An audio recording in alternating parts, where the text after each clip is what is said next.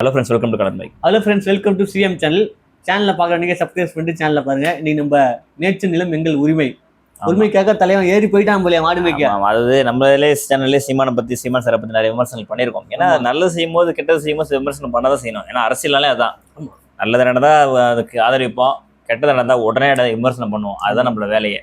இன்னைக்கு ஒரு விஷயம் பண்ணியிருக்காரு, சொல்லிட்டே இருந்தாருல்ல, நான் மாடு மேய்க்க போனேன். அவருக்கு எல்லாமே இதை பண்ண அங்க போகும் தெரியும். அது வந்து அதை நோக்கி மக்களை நோக்கி போயிட்டு இருக்காரு. அதாவது மக்களோட மக்களா நின்று போராடக்கூடியதுக்கு இது ஒரு பாராட்டத்தக்க விஷயம் இல்ல. நல்லா யோசிச்சு பாருங்க. இப்ப எந்த கட்சி எந்த இது வந்து பாத்தீங்கன்னா அறிவிச்சுட்டு இது பண்ணுவாங்க, செய்யறாங்களா தெரியல, ஒரு 10 நிமிஷம் முடிச்சுட்டு போயிடுறாங்க. ஆமா, மனுஷன் நின்று இறங்கி கூட சேர்ந்து குச்சி எடுத்து மாடு மேய்க்க போயிருக்காருயா. ஆனா வந்து அங்கேயும் வந்து போலீஸ் தடுக்குது பாருங்க. வந்து எப்படி வனத்துறை வந்து தடுத்தாங்க. ஆனா என்ன தடுத்தாங்க, நியாயமா தடுத்தாங்கன்னா அவங்களுக்கு ஒரு ரூல்ஸ் இருக்குல்ல. வனத்துறை அந்த யார் கண்ட்ரோல் இருக்கு? கவர்மெண்ட் கண்ட்ரோல் தான் இருக்கு. அவங்களுக்கு ரூல்ஸ் இருக்கு. அந்த ரூல்ஸ் பத்தி எக்ஸ்பிளேஷன் பண்றாங்க.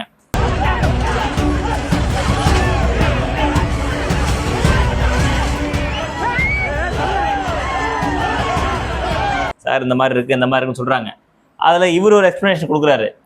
காம்ப்ரமைஸ் ஆகும் போதே மாடு வந்துருச்சு. ஆமா, ஒன்றும் பண்ண முடியல, சரி சொல்லிட்டு ஓப்பன் பண்ணி விட்டுட்டாங்க. இதெல்லாம் ஒரு பெரிய விஷயம் இல்ல. பெரிய விஷயம் மீறி இருக்க சில பேர் மாடு மேய்க்க போவாங்க. அவரு என்னப்பா மாடு மேய்க்க சொல்றாரு சார், நிறைய விமர்சனம் இல்ல. இதுதான் அவர் வந்து மாடு மேய்த்தல், இதெல்லாம் வந்து மாடு மேய்க்கிறது, ஆடு மேய்க்கிறது, விவசாயம் தான் அரசியலாக சொன்னா அப்பவே அவர் மேல அவ்வளவு விமர்சனம் வந்தது. இல்ல, இது ஒரு நிறைய லேடிஸ் ஜென்ஸ் லேடிஸ் எதிர்த்து போட்டிருந்தாங்க. அப்ப எங்க பசங்க எல்லாம் மாடு மேய்க்க, ஏன் மாடு மேய்க்கதான் கேவலமா நினைக்கிறாங்கன்னு தெரியல. இப்ப நாங்கெல்லாம் பாத்தீங்கன்னா ஒரு ஆமா, எங்க வீட்டுல மாடுலாம் இருந்துச்சு. ஒரு பாத்தீங்கன்னா வந்து பால் கறந்து நீங்க எல்லாம் படிச்சது காரணம் மாடா கூட. ஆமா, நாங்க வீட்டுல எங்க அப்பா இறந்த ஃபேமிலி பர்சனல் பார்த்தே எங்க அம்மா வந்து பால் கொடுத்து தான் எங்களை ஒரு படிக்க வச்சாங்க. ஒரு பெரிய லெவல் இருந்துச்சு. ஸோ மாடு வைக்கிறது ஒரு அசிங்கமான விஷயன்ற மாதிரி போர்ட்ரேட் பண்ணினாங்க. ஆமா, இல்லை எவ்வளோ கேவலமா. இப்போ சீவன் சாரே ஒரு விஷயம் கேட்டாரு.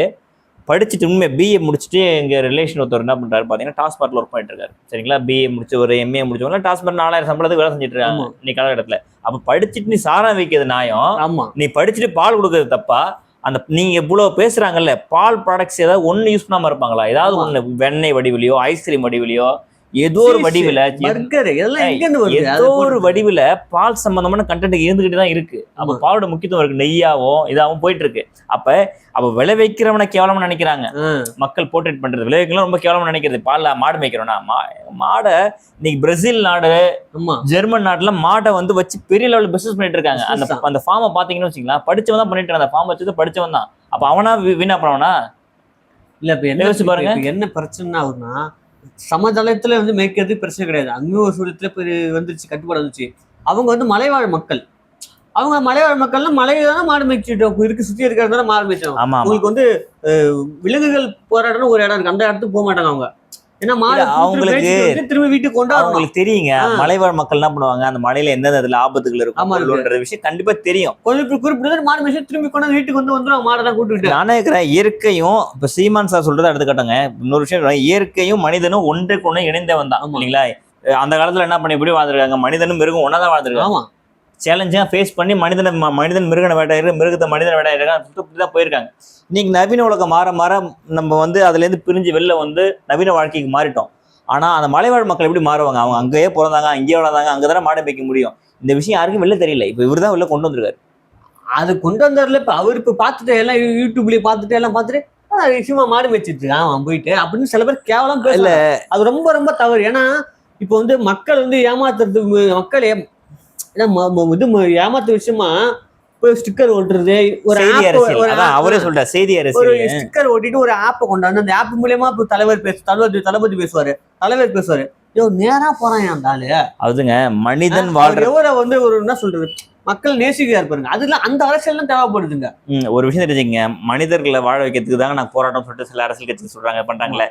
ஏங்க மனிதனை வாழ வைக்கணும், காத்து, சுத்தமான காத்து வேணும், இயற்கையோட ஒன்றி வாழணும் இல்லைங்களா?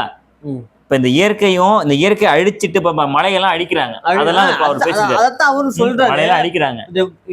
நான் போறத தடுக்கிறீங்க, மலையில போறவங்க மாடு மேய்க்கிறத தடுக்கிறீங்க, போகலாம் சொல்றேன். ஒருத்தன் மலையே பாம்பு வச்சு வெடிச்சு அதை கல்ல வெட்டி வித்து சம்பாதிச்சுட்டு இருக்கான். அதை கேட்க மாட்டீங்க.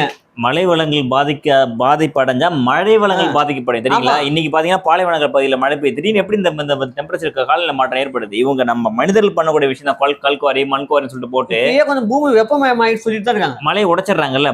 மேகங்கள் மேல மோதி, மலை மேல மோதிதுன்னா மேகங்கள் மழையா நமக்கு பொழியுது, இந்த மேகங்கள் மோதுறதே தடுத்து உடைச்சிடுறாங்க.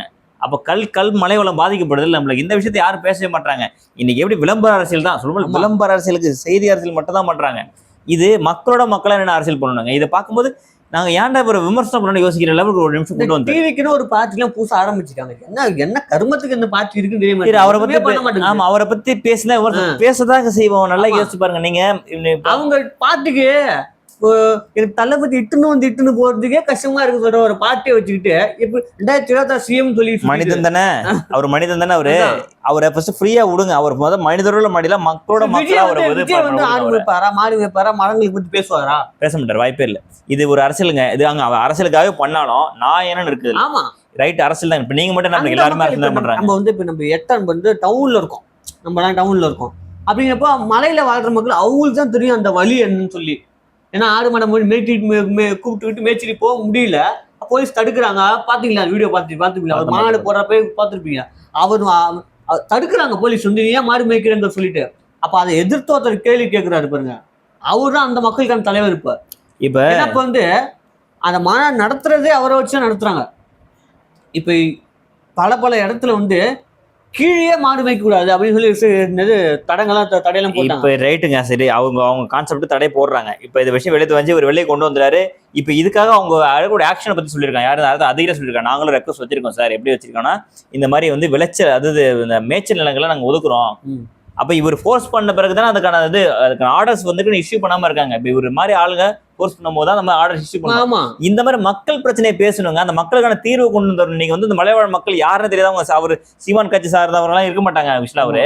ஆனா அவர் பாத்தீங்கன்னா எங்களுக்கு இவர் ஆதரவா நிக்கிறவங்களோட மகிழ்ச்சியில பேசுறாங்க. இதுதான் மக்கள் கூட ரெண்டு போராடுறது. இதே மாதிரி என்னைக்கு டிவிக்கு மக்களோட மக்கள் நான் போராட்டம் அறிவிக்க போறேன், என் ஃப்ரெண்ட் வாங்க சொல்லிட்டு உங்க ஃபேன்ஸ் கூட்டு வரது பிரச்சனை இல்லைங்க. நம்ம ஏன் டிவிக்கு பேசுறீங்க, டிஎம்க்கு பேச அப்படின்னு கேட்டா, டிஎம்க்கு ஆட்சியில் இருக்காங்க பேசி ஏன்னா புதுசா கட்சி டிவிக்கு அதை பத்தி நம்ம பேச முடியாது. மாற்றம் ஒருத்தவங்க வராங்களா, அப்ப மாற்றம் அவங்க தானே எடுத்துருக்கோம் கதையை. டிவிக்கு நாம இவ்வளவு பேசணும்னா டிவி நீங்க எதிர்பார்க்கிறோம், இதெல்லாம் நீங்க செய்யணும்னு நாங்க எதிர்பார்க்கிறோம். மாநாடு மதுரையில கூட்டமா போட்டு பேசி பொறுப்பு இல்லப்பா, மக்கள் கூட நிக்கணும்ப்பா. அதுதானப்பா ஒரு அரசியல் மக்களோட. இப்ப இதே விஷயத்த இப்ப விஜய் சார் செஞ்சிருந்தா எவ்வளவு பெரிய விஷயமா இருக்கும். ஆமா, நல்ல நீங்க சீமான் சார் செய்யறாரு, பிரச்சனை இல்ல. இந்த மாதிரி மக்களோட மக்களான போராட்டம் தான் எங்களை தலைவனா ஏத்துக்க தோணும். நல்லா யோசிச்சு பாருங்க.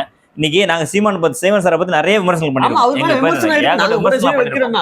இந்த ஒரு விஷயத்துல நிச்சயமா நம்ம சப்போர்ட் பண்ணி தான். இது நல்ல விஷயம். இந்த மாதிரி நல்ல விஷயங்கள் பண்ணும்போது நம்மளுக்கு கடவுள் மூல கொடுத்தனால பகுத்தறிவு, இது சரியான விஷயம், இது கெட்ட விஷயம். சரியான விஷயங்களுக்கு பாராட்டும், கெட்ட விஷயங்களும் அவங்களுக்கு நம்மளோட இது கருத்தை தெரிவிக்கும். நாளைக்கு இது மாதிரி கோமலத்தனம் பண்ணதான் நம்ம பேச செய்வோம். நிறைய கோமலத்தனம் பண்ணுவார், அவர் பண்றாருதான் செய்வோம். நம்ம பண்றாருதான் பண்ணலன்னு சொல்ல வரல, அதையும் நாங்க விமர்சனம் பண்றோம். நல்லது செஞ்சா அதையும் நாங்க பாராட்டவும் செய்வோம். இப்ப இந்த ஒரு கொலை நடந்துச்சு தெரியுமா?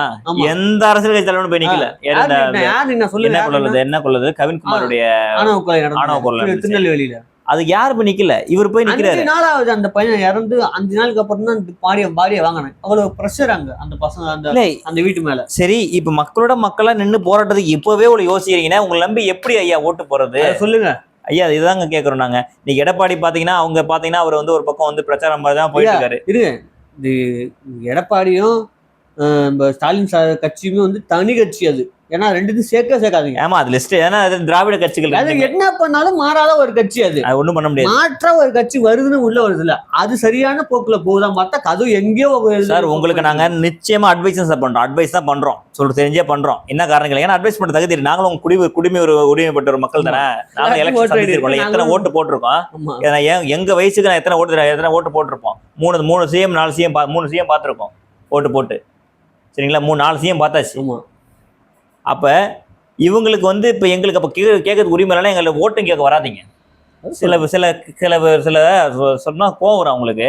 சில பேர் நம்மள விமர்சனம், எப்படி எங்க தலைவரை கூட்டு விமர்சனம் பண்ற, உன்னை கொண்டுடும் சொல்லிட்டு கமெண்ட்ஸ் போடுறாங்க. கொண்டுக்கோ, யாரு உனக்கு தான் பேசுறேன். நாளைக்கு உங்க அம்மா நீ ஓட்டு போட்டு உங்க தலைவன் போயிட்டு சிஎம் ஆயிடுவாரு. ரைட்டு, நல்லது நடந்த சிஎம்மா அவனுதான் எங்க கொள்கை. விஜய் சார் இந்த மாதிரி போராட்டத்தை இறக்கட்டும், அடுத்த கட்டம் நாங்க பேசுறோம். அவரை பத்தி போட்டு நிச்சயமா பார்த்து தான். சின்ன விஷயம் இம்பாக்ட் கிரியேட் பண்ணா கூட நாங்க அதை பத்தி ஆதரிச்சு தான் பேசுவோம். ஆமா, எங்களுக்கு தேவை ஒரு மாற்றம். இப்ப இவங்க 2 பேர் மாதிரி இப்ப நீங்க பண்ற சப்தமா இருக்கு. ஏடிஎம்கே டிஎம்கே கூட சேர்ந்தா டிவிகே அப்படின்ற மாதிரி தான் இப்படிதான் பண்ணிட்டு இருக்கீங்க. இந்த மாதிரி தனியா ஒரு அரசு பண்ணுங்க. அவங்க கொள்கையில அவனுக்கே தெரிய மாட்டேங்குதுங்க. ஒரு நீங்க சாதாரண ஒரு டிவிக்கு தம்பி கட்சியிலிருந்து ஒரு பையனை கூட்டமே உங்க கொள்கை என்னப்பா அப்படின்னா அப்படி நம்மளே ரசிகர் மனநிலையில இருக்காங்க. ஒண்ணுல உங்க தொண்டர்கள் என்ன பண்றாங்க, ரசிகர் மனநிலையில இருக்காங்க. யாராவது பேசினா எதிர்த்து பேசணும், அவங்க எதிர்த்து அடிக்கணும். இதுதான் இந்த எண்ணம் வரக்கூடாது. யாரு விமர்சனம் பண்ணாலும் அதை கண்டுக்கூடாது. அந்த விமர்சனங்களுக்கு உங்க எப்படி பதில் அளிக்க தெரியுமா, செய்களை பதில் அளிக்கணும். நான் அதை செஞ்சுட்டேன் அதுதான் சொல்றாரு. அவர் அதே சொல்ற ஆச்சா உச்ச கத்திட்டுல கரெக்ட் பாயிண்ட் இடத்துக்கு பாயிண்ட் வந்துடணும். இந்த மாதிரி வேலைகளை தரக்குறைவா நினைக்காதீங்கன்னு சொல்றதுக்கு தான் நாங்க மெயின் இந்த வீடியோ ஃபோக்கஸ் பண்ண காரணம். எவ்வளவு ட்ரைபல் பீப்புள்ஸ் மலைவாழ் மக்கள் எல்லாம் சேர்ந்து பாடுபடுறதுல நமக்கு மலை வாழைப்படம், அந்த நிறைய வந்து மலைகள்ல இருக்கக்கூடிய அந்த இயற்கை தேனி எல்லாம் பாருங்க, மலையில தான் எடுக்கிறாங்க. மலைத்தேன் தான் வேணும்னு கேட்க வேண்டியது. தேயிலை டீ குடிக்கிறீங்களா, காஃபி குடிக்கிறீங்க, டீ குடிக்கிறீங்க. ஸோ எல்லாமே நம்ம இயற்கையை டெபெண்ட் பண்ணி தான் இருக்கும். இன்னைக்கு வந்து நம்ம அரிசி தான் சாப்பிட்டாலும் சாப்பிட்டாகணும். அமெரிக்கா பாத்தீங்கன்னா நம்மளுக்கு வந்து பொருளாதார தடை அப்படின்னு சொன்னா வரி அதிகமா விதிக்குது வேற. இதுக்கப்ப நம்ம வளத்தை நம்ம தான் பாதுகாத்துக்கணும். அழிச்சிட்டோம்னா யாரு இப்ப பாதுகாப்பா? இன்னைக்கு முன்னேறி இருந்த நாடு சைனாவா இருக்கட்டும், ஜப்பானா இருக்கட்டும், இது வேணாது அமெரிக்கா இருக்கட்டும், இவங்க எல்லாம் விவசாயத்தாங்க டெபெண்ட் பண்ணிருக்காங்க. விவசாயம் மிகப்பெரிய ஒரு விஷயம். நம்ம நாடுமே விவசாயத்தை டிபெண்ட் பண்ணி தான் மெயினா இருக்கு. அப்படின்னும் போது விவசாயத்தை பத்தி யாரும் பேசவே மாட்டாங்க, அதுக்கான குரல் கொடுக்க மாட்டாங்க. இவங்க குரல் கொடுக்கும் போது அவங்களாம் எங்களோட ஆதரவு நாங்க தெரிவிக்கிறோம், எங்களுக்கு நல்லா இருக்குது, அதனால எங்க விஷயத்த கருத்து சொல்றோம். அதுதான் நாங்க சொல்ல வர விஷயம். மக்களுக்கு நல்லது பண்ற யாரா இருந்தாலும் நாங்க ஆதரவு தயார். நிச்சயமா நாளைக்கு இதே விஜய் சார் பண்ணாரா நிச்சயமா ஆதரிப்போம். இதே இன்னொரு கட்சிக்காரங்க யாராவது போதா கண்டிப்பா ஆதரிப்போம். எங்களுக்கு தேவை என்னன்னா மக்களுக்கான போக்கஸ கரெக்டான நெல்ல கொண்டு போகணும். விளம்பரம் பண்ணாதீங்க, விளம்பரம் வேண்டாம், விளம்பரம் வேண்டே வேணாம். விளம்பரத்தை நிறைய பார்த்துட்டோம். சொன்னீங்களே செஞ்சீங்களான்னு அந்த விளம்பரம் ஒண்ணு பண்ணாரு, அதை பார்த்துட்டோம். டார்சி தூக்கி போட்டு உடைச்சாரு, அதை பார்த்துட்டோம். இவங்க வந்து மக்களை காக்க அடைக்கிறேன்னு சொல்லிட்டு எம்பி எலெக்ஷன் வேற அதையும் எல்லாத்தையும் பார்த்துட்டோம். இப்ப இவர் என்ன பண்ணிட்டு இருக்காருன்னா மக்களோட உங்களோட நான் திட்டுன்ற மாதிரி இவரும் ஸ்டிக்கர் ரெடி பண்ணி வச்சிருக்காரு. இப்ப ஸ்டிக்கர் ரெடி பண்றது பிரச்சனை இல்லை சார், மக்கள் கூட இறங்கி வாங்க, மக்களோட மக்களை கலங்க. உங்களை கூட்டு வரதே உங்க ஆளுங்களுக்கு கஷ்டமா இருக்கு. சரி ரைட்டு, ஓகே, நம்ம என்ன பண்ணுவோம், தொடர்ந்து வீடியோ பாருங்க, சப்ஸ்கிரைப் பண்ணி வச்சுக்கோங்க. இது போல கருத்துக்கள் ஏதாவது இருந்தா கீழே கமெண்ட்ல தெரிவிங்க. நிச்சயமா அதுக்கான பதில் எல்லாத்துக்கும் பதில் சொல்லுவோம். நிச்சயமா நான் கருத்துக்கள் நல்ல விஷயமா இருந்தா கமெண்ட்ஸ் எப்பவுமே ரேட் பண்ணி தான் பார்த்துட்டு இருக்கோம். அதுக்கான பதில் கண்டிப்பா கிடைக்கும் உங்களுக்கு. நன்றி, வணக்கம். இது நம்ம காலர் மேக் சேனல்.